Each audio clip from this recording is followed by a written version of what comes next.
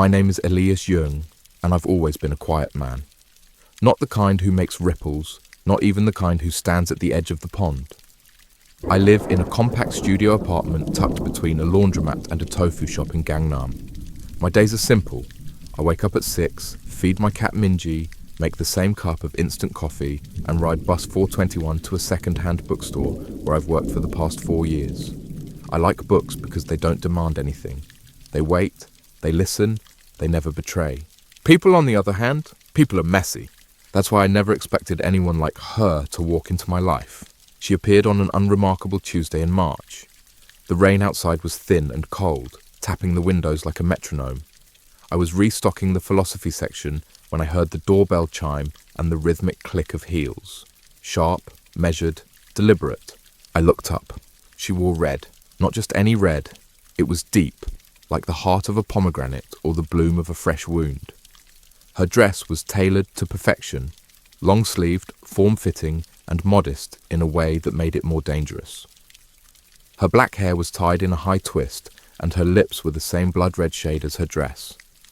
Her eyes scanned the room slowly before landing on me. "Do you have The Art of War?" she asked. Her voice had the texture of velvet laced with hidden blades, smooth, but with something cold lurking underneath. I blinked, momentarily stunned. "Yes, aisle 3, top shelf. I can get it for you." She nodded but didn't move. "I prefer it when the book chooses me." Strange, I thought. But then again, this entire encounter was strange. She walked over to the shelf, heels tapping in perfect rhythm. She reached for the book without looking, pulled it down as if she'd done it 100 times, and flipped directly to the chapter titled, "Know Your Enemy." She smiled. "You can tell a lot about a person by the books they keep, Mr. Elias," I said. "Young." "Well, Mr. Young," she said, running a finger along the edge of the page, "you must have some interesting enemies." I didn't know how to respond to that. She paid in cash, exact change. Then she left with the same elegance she arrived with, leaving behind the faint scent of roses and ash. That should have been the end, but it wasn't. She came back a week later, same time, same question. "Do you have The Art of War?" And again the next week. Each time she wore a different shade of red. Each time she opened the book to a different passage. Each time she left me a little more off balance. I started waiting for her visits. I rearranged the store so I'd always be the one who helped her. I even started reading The Art of War, but just to understand the chapters she flipped to. She never offered her name. And then, one day, she didn't come. The silence that followed her absence was unbearable. The shop felt dimmer, the air heavier. I told myself it didn't matter, that I wasn't affected. That night, I dreamed of her. She was sitting in my chair, petting Minji with her blood-red nails, whispering something I couldn't hear. When I tried to speak, she put her finger to my lips and said, "Books lie, Elias, but I don't." I woke up gasping, and the next morning, she returned. This time, she didn't ask for the book. This time, she asked me, "Do you ever wonder what your life would be like if one decision had gone differently?" I looked at her, heart racing. "I don't believe in fate," I said. She smiled. "Neither do I." And then she left, without buying anything. That night, I found a note slipped under the shop's door. In delicate handwriting, it read, "The game has begun. Don't fall in love, Elias. You won't survive it." I stood there, note trembling in my hand, wondering what kind of war I had just stepped into, and whether I'd already lost. For the next 2 days, I couldn't focus. Every time the doorbell chimed, my breath hitched. Every time it wasn't her, my chest sank. The note, delicate in its strokes yet heavy in its meaning, sat hidden under the register like a forbidden secret. What game? What did she mean? And more importantly, how did she know I would fall for her? The truth was, I already had. I kept telling myself that her allure was temporary, a strange fascination born of loneliness. But even that was a lie. There was something about her, like she existed in a reality slightly removed from ours. She wasn't just beautiful, she was dangerous, and I had invited her in. On the 3rd day, she returned. No warning, no knock. I was closing up.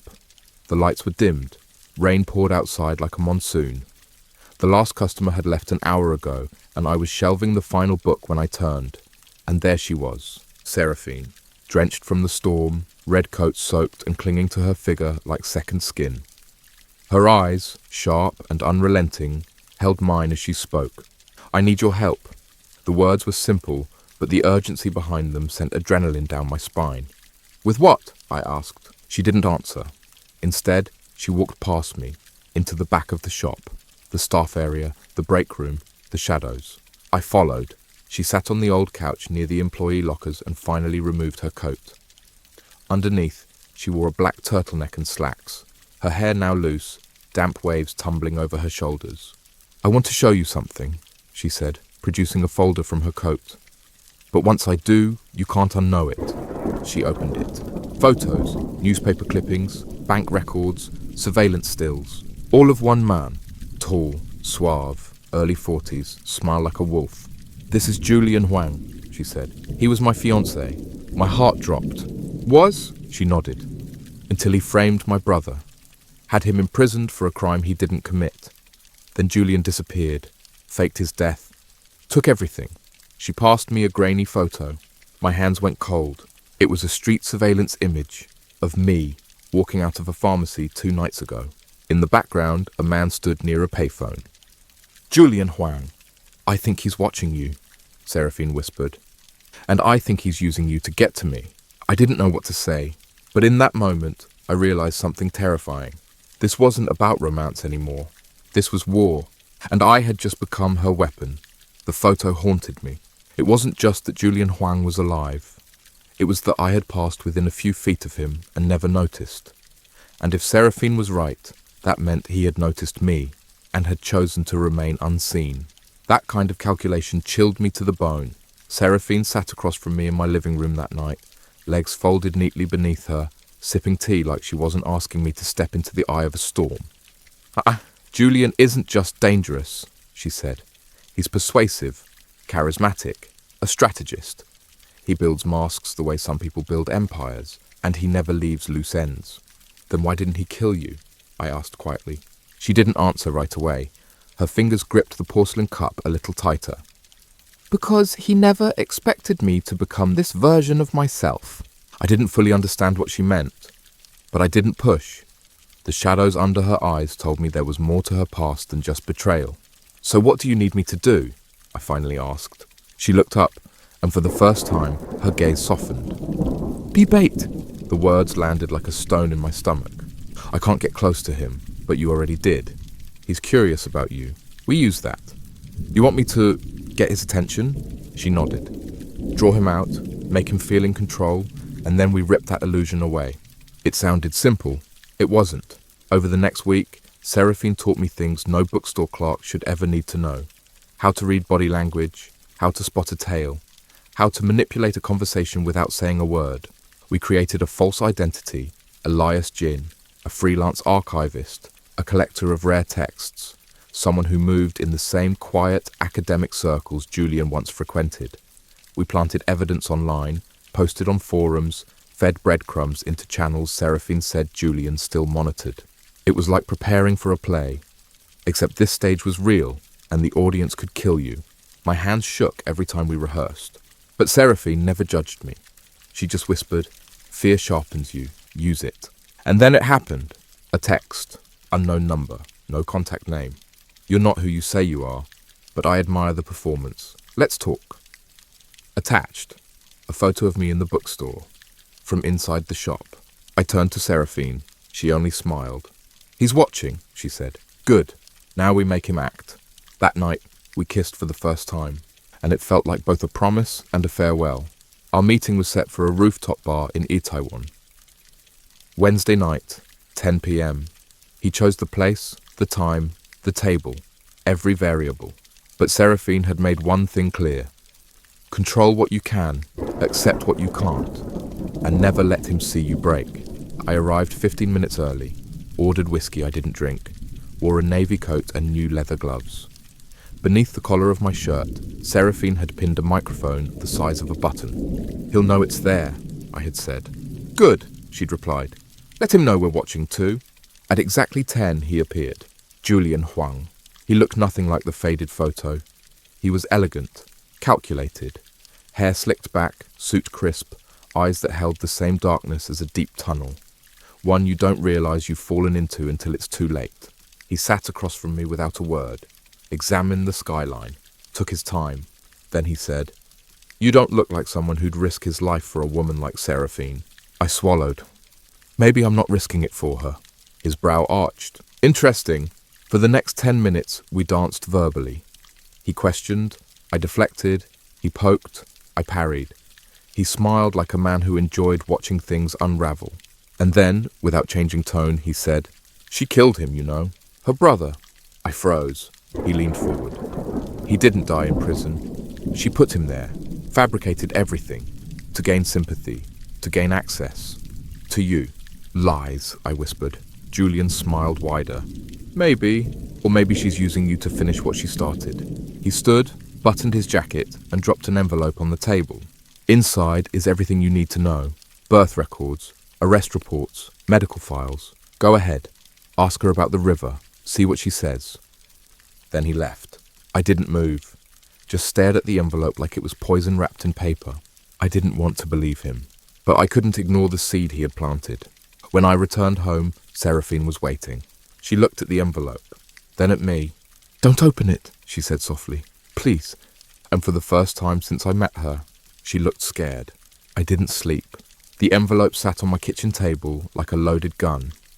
I made tea I didn't drink, watched the steam curl into the air like ghosts of choices yet to be made. Seraphine was in the other room, still and silent.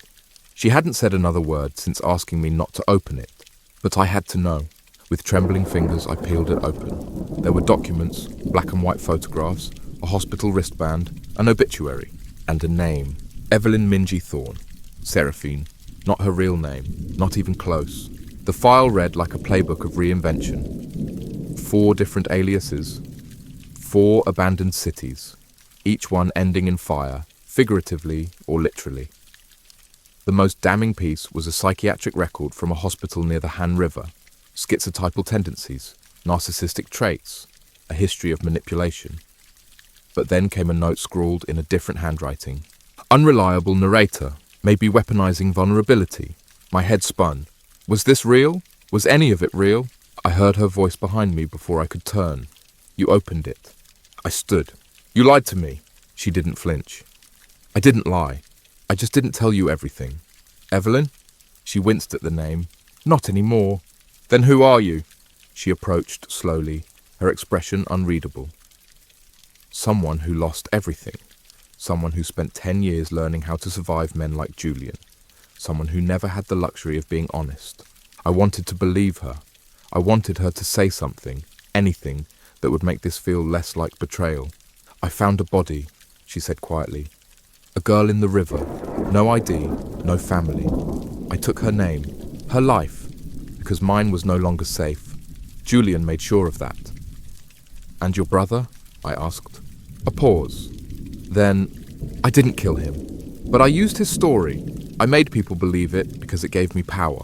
So Julian was telling the truth. Part of it. She stepped closer. He always tells just enough to sound convincing. The distance between us felt infinite. "I don't know what to believe anymore," I whispered. "Then believe this," she said. "If I wanted to use you, Elias, you'd already be dead." Her eyes didn't blink. Her voice didn't shake. And for a moment, I felt the pull of her gravity again. But this time, I didn't fall. I told her to leave. She didn't argue. She packed in silence. A red scarf, a silver lighter.